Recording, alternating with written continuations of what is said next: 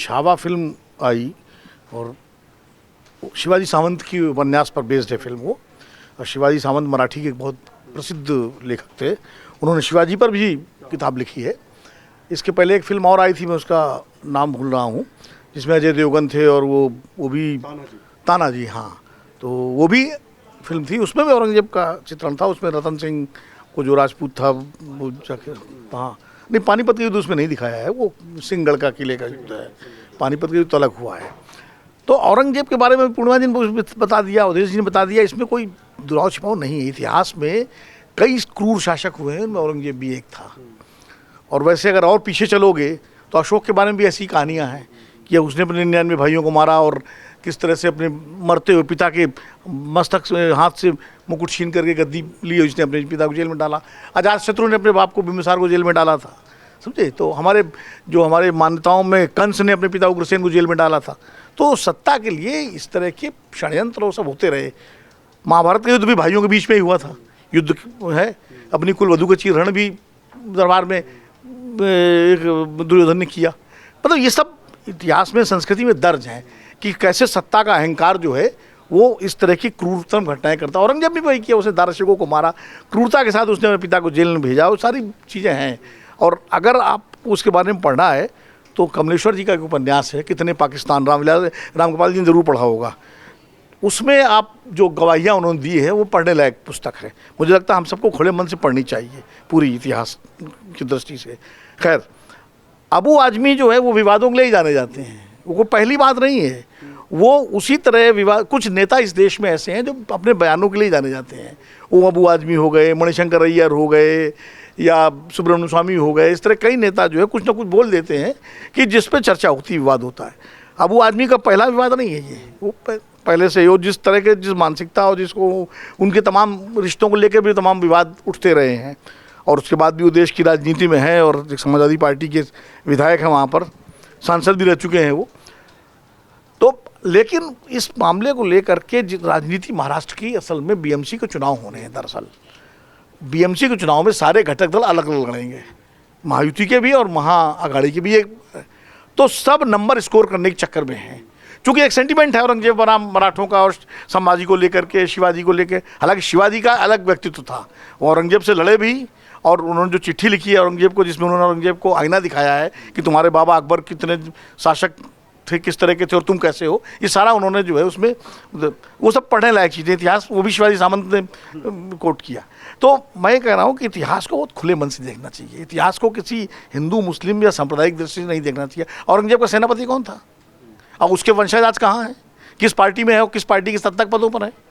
इतिहास देख लीजिए। जयसिंह थे ना सेनापति, जयसिंह के वंशज कहाँ हैं इस समय, किस पार्टी में है और किन पदों पर है? तो आप वंशजों से हिसाब चुकाएंगे क्या भाई? उस समय की परिस्थितियाँ, जब मंदिर तोड़ा गया विश्वनाथ जी का, काशी का, तो सेनाएं कौन सी लौट रही थी? कौन सेनापति था उस समय? कन्हैयालाल माणिकलाल मुंशी की किताब भी पढ़िए। ये सब तो कोई वामपंथी इतिहासकार तो नहीं थे मुंशी जी। बीएन पांडे की किताब पढ़िए। बीएन पांडे ने तो औरंगजेब के बारे में बहुत नई चीज़ें लिखी हैं। वो फरमान उन्होंने कोश किए हैं फारसी में, और चित्रकूट को उसको लेकर के। तो हर तरह का पक्ष, वो विवादित विषय है। वो औरंगजेब पर इतिहासकारों में बहस होनी चाहिए। नेता जो है ये किसी इतिहास पर कैसे बहस कर सकते हैं? ना इनका, ना ये पढ़ते हैं, ना लिखते हैं, ना इनका कोई काम है। हाँ, इतिहासकार उसमें अपनी राय रखे तथ्यों के साथ, और रखी है अलग अलग इतिहासकारों ने अपने तरीके से। तो वो उस विवाद को लेकर के, आज दुनिया में भारत ही एक ऐसा देश है जहाँ भविष्य के बजाय अतीत की चिंता होती है। दुनिया जिहाद और क्रूसेड हुआ यूरोप में, आज क्या उस पर बात हो रही है? क्या वहाँ क्या उस पर लड़ाई, उस पर बात हो रही है? बहुत पुरानी बात नहीं है। हिटलर ने 60 लाख यहूदियों को गैस चैम्बर में डाल दिया, तो इजराइल का जर्मनी पे चढ़ जाएगा क्या जा करके? या उसको लेकर के कोई बहस हो रही है क्या?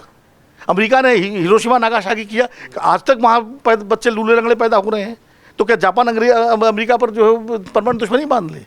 तो इतिहास में बहुत सारी घटनाएं ऐसी हुई जो नहीं होनी चाहिए थी, लेकिन उस समय तत्कालीन परिस्थितियों के अनुसार हुई हैं। तो अच्छा, आक्रमण की बात है, मोहम्मद बिन कासिम पहला आक्रमणकारी थोड़ी था, सिकंदर था पहला आक्रमणकारी जो आया था। उसको हम अलेक्जेंडर द ग्रेट कहते हैं। वो गुलदस्ते लेके आया था क्या यहाँ पर? और उसने क्या यहाँ पुरु को नहीं कैद किया? उसने यहाँ आम्भी ने उसके साथ जो है दोस्ती करके और पूरा जो है भारत को गुलाम नहीं बनवाया यूनानियों का? और वेसल्स यहाँ अपने उसने नियुक्त किए। तो उसके बाद शक आए, हूण आए, कुषाण आए, मंगोल आए, कोई एक आया है, उसके बाद ये अरब और ये अफगान और ये ईरानी सब आए। तो निश्चित चूँकि भारत संपन्न हर तरह से प्राकृतिक रूप से धन धान्य से संपन्न देश था, तो सारे आक्रमणकारियों को आकर्षित करता था। वो आक्रांता भी थे, आक्रमणकारी भी थे। लेकिन ये इतिहास की बातें हैं। अब हमें आगे बढ़ना, जैसा पूर्णिमा जी ने कहा 1947 के बाद अब अबू आदमी के बयान पर इस देश की राजनीति होगी तो अबू आदमी को ही आप मात तो देंगे।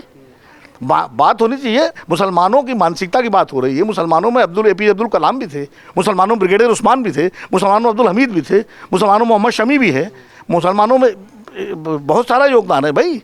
तो आप उनको देखिए, मोहम्मद रफ़ी भी हैं, दिलीप कुमार भी हैं, बहुत। तो ऐसा नहीं है कि खाली अबू आदमी हिंदुस्तान के मुसलमानों के न मसीहा हो सकते हैं, ना उनकी आवाज़ हो सकते हैं, और ना उनके प्रतीक हो सकते हैं।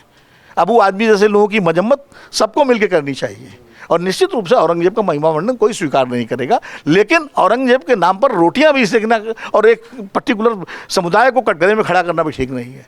उस फिल्म ने भी खड़ा नहीं किया है। देखिए छावा में, छावा ने देखी नहीं है, लेकिन मैंने जो सुना है कि उसमें संभाजी के साथ जो अत्याचार हुआ वो दिखाया है, साथ में ये भी दिखाया है संभाजी के साथ गद्दारी किसने की, वो सब दिखाया है एक ऐतिहासिक दृश्य। ठीक है, एक क्रिएटिव लिबर्टी ली होगी डायरेक्टर ने, उसके लिए उन्होंने माफ़ी भी मांगी है कुछ, लेकिन कुल मिलाकर के बहुत खुले मन से इतिहास के मुद्दों पर हमको बात करनी चाहिए। जहां इतिहास में गलत हुआ उसको गलत कहना चाहिए, जो सही हुआ उसको सही कहना चाहिए, लेकिन उसको पीछे छोड़ के आगे बढ़ना चाहिए। अगर आप ये वीडियो YouTube पर देख रहे हैं तो हमारे चैनल को सब्सक्राइब कर बेल आइकन दबाएं, और Facebook पर देख रहे हैं तो हमारे पेज को लाइक करें।